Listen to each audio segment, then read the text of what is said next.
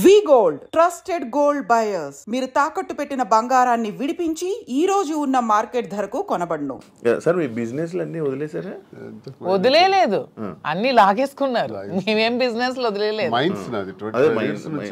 Mines company ఎప్పుడు mines ప్రపంచ స్థాయిలో కూడా ఐకాన్ బ్రౌన్ గ్రానైట్ ఓనర్ గా మంచి పేరు ప్రఖ్యాతులు సంపాదించాం. మైన్స్ లో బాగా పీక్స్ కి వెళ్ళాను.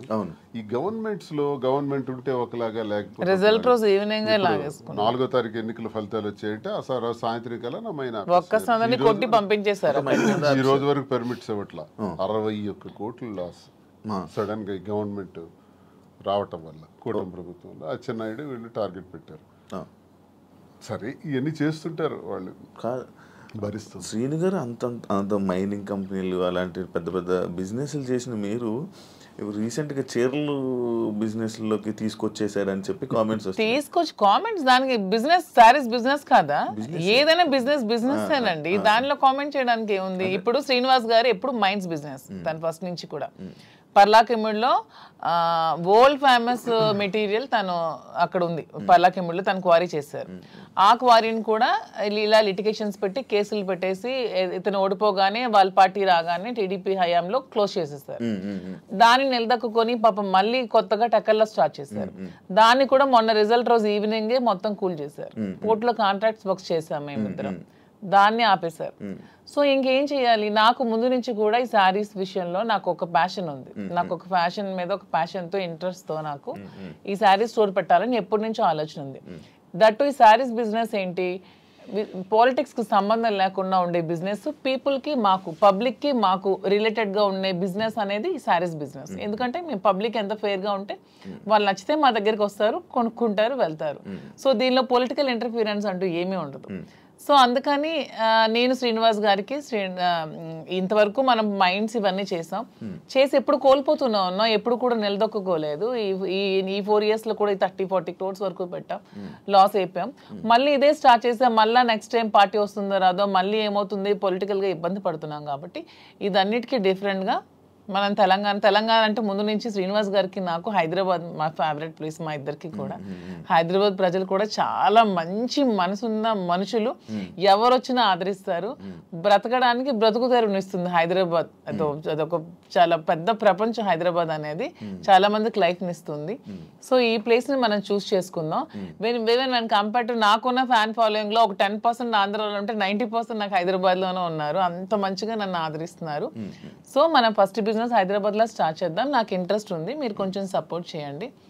అపార్ట్ ఫ్రమ్ యువర్ పాలిటిక్స్ నా కోసం ఒక 10% టైం మీరు కేటాయించి బ్యాక్ ఎండ్లో ఉంటూ నాకు సపోర్ట్ చేయండి అని చెప్పాను. చెప్పగానే శ్రీనివాస్ గారు కూడా దీనికోసం మేము 5-6 months నుంచి దీని మీద మేము వర్కౌట్ చేసాం. కొన్ని షాప్స్కి తిరిగాం. వీవర్స్ ప్రైస్ కంటే కూడా వీళ్ళు ఎక్కువ ప్రైస్కి అమ్ముతున్నారు షాప్స్, రిటైలర్స్. అవన్నీ బ్రేక్ డౌన్ చేసి పబ్లిక్కి మనకు గుడ్ రిలేషన్షిప్లా ఉండాలనే ఆలోచనతో డైరెక్ట్గా వీవర్స్ దగ్గరికి వెళ్ళి మాట్లాడి మేమే మగ్గాలు అవి ఏర్పాటు చేసుకొని మేమే మెటీరియల్ ఇస్తూ వీవర్స్ని కూడా బ్రతికిద్దామనే ఆలోచనతో వాళ్ళతో శారీస్ మేమే దగ్గరుండి వీవింగ్ చేయించుకొని ఆ ఓవెన్ శారీస్ని పెట్టి మేము శారీ స్టోర్ పెట్టి ఓపెన్ చేసి ప్రజలందరికీ కూడా క్వాలిటీతో అండ్ తక్కువ ప్రైస్లో ఇద్దామని నిర్ణయించుకొని ఈ శారీ స్టోర్ అనేది ఓపెన్ చేస్తున్నాం. ఫస్ట్ బ్రాంచ్ మదీనాగూడలో స్టార్ట్ చేస్తున్నాం. వితిన్ 3 months జూబ్లీ హిల్స్లో స్టార్ట్ చేస్తాం. వితిన్ ఇంకొంచెం రోజుల్లో ఇంకొక 4-5 branches కూడా ఎస్టాబ్లిష్ చేయాలన్న ఆలోచనతోనే ఉన్నాం. అంతేగాని శారీస్ బిజినెస్ అనేది తక్కువగా చూడండి, చూడడానికి కాదు. అంటే ఒక మంచి గ్రేట్ లీడర్ శ్రీకాకుళంలో, మంచి దువ్వాడ శ్రీను గారు అంటే మంచి నేమ్ ఉంది. అంత లీడర్లా ఉండేవాళ్ళు. ఆయన నోట్లో నుంచి ఎప్పుడు లైక్ జనాల దగ్గరికి వెళ్ళి అవి ఇవి వినేవాడు. కాకపోతే మైనింగ్ కంపెనీ బిజినెస్ చేసేవారు, ఒక మంచి బిజినెస్ మ్యాన్ అనుకునే వాళ్ళం. కానీ అలాంటి ఆయనతో నోట్లో నుంచి మేము ఇలా శారీ బిజినెస్ చేయబోతున్నాం ఇలా చెప్తుంటుంటే ఎలా ఉండే ఆయన్ని ఎలా చేశారు, ఎలా ఉండే ఆయన ఎలా చేయడం. బిజినెస్ అనేది ఏదైనా బిజినెస్, అది ఏదైనా చిన్న ప్రొడక్ట్ అయినా పెద్ద ప్రొడక్ట్ అయినా బిజినెస్ అనేది బిజినెస్ కింద క్యాలిక్యులేట్ చేయాలి. అది చీర, జాకెట్టా, లేకపోతే ఇంకేంటా అని చూడకూడదు. బిజినెస్. నాకు దీంట్లో ఇంట్రెస్ట్ ఉంది. ఇంతవరకు మైండ్స్ లో అతనికి ఇంట్రెస్ట్ ఉంది, మైండ్స్ వల్ల కోల్పోయాం. సో నా ఇంట్రెస్ట్ ఒకసారి వచ్చి చూడండి, రండి చేద్దాం, మీకు తనకి ప్రజలే ఇష్టం, తనకి ప్రజాజీవితం ఇష్టం, ఇది కూడా ప్రజలకు లింకప్ అయ్యేది. మా కింద ఒక 100 మంది పనిచేస్తారు, మా ప్రజా సంబంధాలు ఇంకొంచెం బాగుంటాయి, ఇంకొంచెం మనకి పీపుల్తో బాండింగ్ పెరుగుతుంది. వాళ్ళు కూడా మనం తక్కువ ప్రైస్కి ఇస్తే ఓకే శ్రీనివాస్ గారు మాధురి దగ్గరికి వస్తే మనకు తక్కువ ప్రైస్కి శారీ వస్తుందని గుడ్ విల్ మనకు వస్తే చాలు, కోట్లు సంపాదించాల్సిన అవసరం లేదనే ఉద్దేశంతో శారీ స్టోర్ ఓపెన్ చేస్తాం. ఓకే, అంటే ఈ బిజినెస్కి దువ్వాడ గారు 3-4 కోట్లు ఎంతో ఇచ్చారు, ఆయన డబ్బులు ఇచ్చి ఈ బిజినెస్ కోసం శ్రీనివాస్ గారు ఎవరేమనుకున్నా నాకు అనవసరం. శ్రీనివాస్ గారు అన్ని ఆస్తులు వానికి రాసి ఇచ్చేసి వచ్చేసారు with empty hands. He came out. అక్కడి నుంచి మా లైఫ్ని మళ్ళీ మేము ప్రారంభించుకున్నాం. దీనికోసం మా పేరెంట్స్ ఇచ్చిన ప్రాపర్టీస్ మాత్రమే నేను సేల్ చేసి బిజినెస్లో పెడుతున్నాను. అలానే నాది వేరు శ్రీనివాస్ గారు వేరని మాకు లేదు. మీరు అడిగిన క్వశ్చన్కి ఆన్సర్ చెప్పాం. మా ఇద్దరు తన దగ్గర ఎన్ని కోట్లున్నా నాకు ఇస్తారు. ప్రెసెంట్ లేవు, లాగేసుకున్నారు అందరూ, ఉంటే నాకు ఇస్తారు ఖచ్చితంగా. సో నా దగ్గర ఉన్న ప్రతిదీ అతనిదే. మా ఇద్దరి మధ్యలో నీది నాది అనే తేడా లేదు. అయినా మా ఇద్దరు ఇప్పుడు మొగుడు పల్లాలి. మా ఇద్దరికి నాదైనా ఒకటి అతనిదైనా ఒకటి, ఎవరికి సంబంధం లేదు. ఎవరు డబ్బులు పెడితే మీకేంటి ప్రాబ్లం? మీ బిజినెస్ చేస్తున్నావా, మంచి ప్రొడక్ట్ అందిస్తున్నావా అనేది మీరు చూడండి. డబ్బు గురించి ఆయనకి దగ్గర అయ్యారని కూడా టాక్. అది ఫేక్ అదే చెప్తున్నాను కదా. మీరు కావాలంటే అన్ని మొత్తం డాక్యుమెంట్స్ అవన్నీ వెనక్కి వెళ్ళి తీసుకోండి. ఆస్తులన్నీ రాసిచ్చి తను చెప్తున్నాను 0 బ్యాంక్ బ్యాలెన్స్ తో వచ్చారు నా దగ్గరికి. అందుకే నేను అంటున్నాను, మా బంధం మీరు ఎన్ని కామెంట్ చేసుకున్నా మాది 100% ప్యూర్ లవ్. ఎందుకంటే నేను అతని నుంచి ఏది ఆశించలేదు, 1 రూపాయి ఆశించలేదు. అతను పదవిలో లేరు, నేను పదవిని ఆశించడానికి, అతను డబ్బులు లేవు, డబ్బు ఆశించడానికి. ఏమి ఆశించుకున్నా 100% అతని మనసు, అతని వ్యక్తిత్వం, అతని హానెస్టీ, అతని హంబుల్నెస్ ఇవే చూసి నేను ఇష్టపడ్డాను. దాంతోనే ఇప్పుడు కలిసి ఉన్నాం. అతని దగ్గర ఏ ఆస్తులు లేవు, అన్ని వానికి ఇచ్చేసి వచ్చేసారు. ఇటీవల కాలంలో ఒక 2 కోట్ల రూపాయలు విలువైన 2.5 కోట్ల విలువైనటువంటి ఒక అసెట్ విశాఖపట్నంలో అమ్మారు.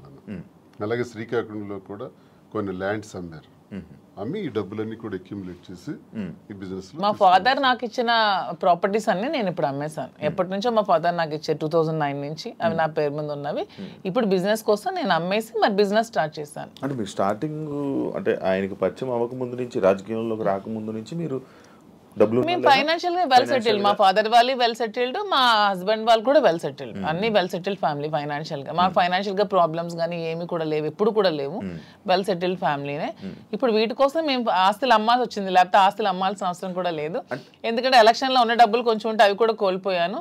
మా ఇద్దరు ఉండడానికి ఇల్లు కూడా కట్టుకున్నాం, దానికోసం కొంచెం డబ్బులు పట్టవలసి వచ్చింది. సో ఇప్పుడు మళ్ళీ బిజినెస్ స్టార్ట్ చేయడానికి ఈ ప్రాపర్టీస్ అమ్మాల్సి వచ్చింది. లైక్ అంటే ఈ కామెంట్స్ రావడానికి గల రీజన్స్ ఏంటంటే, మీరు అది కొన్ని వీడియోస్ మీ డ్యాన్స్ చేసి సంబంధించిన వీడియోస్ కొన్ని సోషల్ మీడియాలో వైరల్ అవ్వడం జరుగుతుంది. అది మీరేనా? అది ఇప్పటికీ చెప్తున్నాను, అది నేను కాదు. అసలు ఆ మనిషి కూడా నా అలాగ లేదు. అది ఎందుకు ఎవరికి అనిపించిందో, ఎవరికి పెట్టాలనిపించిందో కావాలనే కూటమి ప్రభుత్వం వాళ్ళే ఖచ్చితంగా దీన్ని ఈ పిల్ల సైనికులు ఉంటారు కదా బచ్చాగాళ్ళు, ఆ బచ్చాగాళ్ళు ఈ కొంతమంది కలిపి ఐటీడీపీ అని ఇదొన్న పేజ్లో పెట్టి అనవసరంగా ట్రోల్ చేశారు. అలానే డాన్స్ చేసే అమ్మాయిని నేనేం కామెంట్ చేయట్లేదు. నాకు రికార్డింగ్ డాన్స్లు, నాకు స్టేజ్ల మీద డాన్స్ చేసుకోవాల్సిన అవసరం నాకైతే ఎప్పుడూ లేదు. ఎనీబడి కెన్ ప్రూవ్ చేసుకోండి. సార్ అప్పుడే చెప్పారు, ప్రూవ్ చేసుకుంటే నేను 1 crore rupees వాళ్ళకి గిఫ్ట్ ఇస్తానని మొన్న ఛానల్లో కూడా. నాకు అవసరం లేదు. అలానే నేను ఒకటే చెప్తున్నాను, ఎవరు బ్రతుకుతారు కోసం వాళ్ళు చేసుకుంటారు. ఇదే డాన్స్ స్టేజ్ మీద పబ్లిక్ గా బట్టలు ఇప్పి చేస్తున్నారు, వాళ్ళేమో హీరోయిన్లు అంటున్నారు. స్టేజ్ మీద చేస్తే స్టేజ్ రికార్డింగ్ డాన్సర్లు అంటారు, నానా రకాల పేరు పడుతున్నారు. నేను ఎవరు అమ్మాయిని కామెంట్ చేయట్లేదు.